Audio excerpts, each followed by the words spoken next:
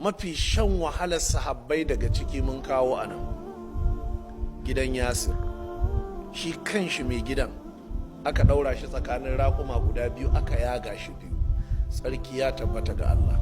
This is absolutely inhuman. Ɗan adam wannan laifi zai yi a duniya da za a yi mai wannan? Bai daki kowa ba, bai zagi kowa ba, bai nemi rikici da kowa ba. Mutanen Makka sun yi shaidar daga cikin gida mafi son zaman lafiya shine gidan Yasir, ba ruwansu da kowa. Amma me laifin shi? Ya faɗi la ilaha illallah. Kuma mutum ɗaya ya kama shi mai wannan hukunci, ko ga kotun jahiliya bai gabatar da shi. Shine Abu Jahal. Ya samu raƙuma guda biyu, ya ɗaura hannun shi ɗaya jikin raƙumi ɗaya, ya ɗaura ɗaya nan, sai sa aka kora raƙuman, sai aka yaga shi yadda kasan ana yaga kilishi, da ran shi da lafiyar shi. Yasir haka aka yi mishi.